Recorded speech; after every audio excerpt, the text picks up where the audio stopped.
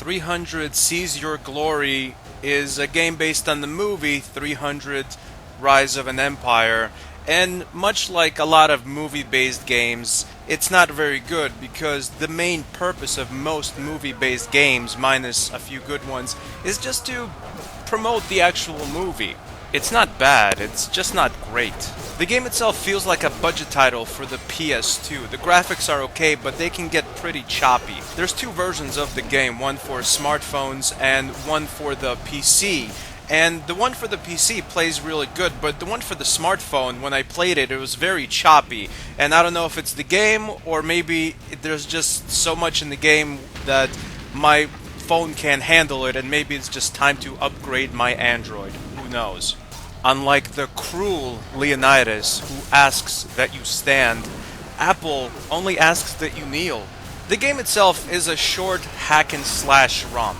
You're fighting a few different types of enemies as you're running around various ships. You have your regular attack, which can be pressed multiple times to do combinations, ending with one of the most iconic attacks in history, which is of course the legendary King Leonidas front body push kick, which spawned thousands upon thousands of "This is Sparta" memes. The enemies hit back, and sometimes they even shoot arrows at you from far away, and this is when you use your shield to block. You don't even have to be facing the enemy. Just as you're holding block and an enemy's hitting you like on your back, you'll still block. So it's kind of an arcade style hack and slash game. It's not very realistic. Mountain Blade, this is not. You can also double tap block, and that pushes enemies with the shield, which does a moderate amount of damage, and also pushes the enemies back, which leaves you some room to attack them. So this is good against moderately stronger enemies, like the iconic Immortals that the Persians are so famous for. The graphics, as I've said, are very reminiscent of a PS2 budget title, but the length is not. The game feels almost like a demo. I swear this game could easily be passed in under 20 minutes if you're fairly good at it. And it doesn't take a lot to be good at it. The game is pretty easy if you get the timing right, and the timing is simple since there's basically two attacks and one super powerful attack. You hit the enemy, then when you see the enemy is attacking you, you just block, rinse, repeat over and over. The first 3 levels will feel like stabbing butter with a lightsaber.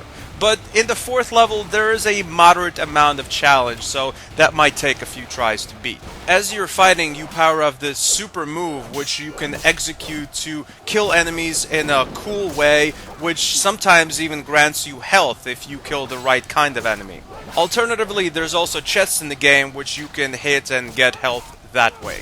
This is a short, simple, and to-the-point game. It's basically the bare bones of a hack-and-slash adventure. This game is just earth and water.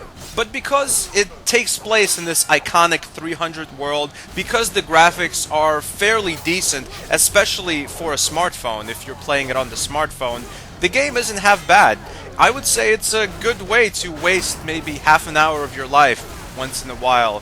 It gets an official stanburdman rating of a 7.2 out of 10. Thanks for watching. Goodbye, my friends.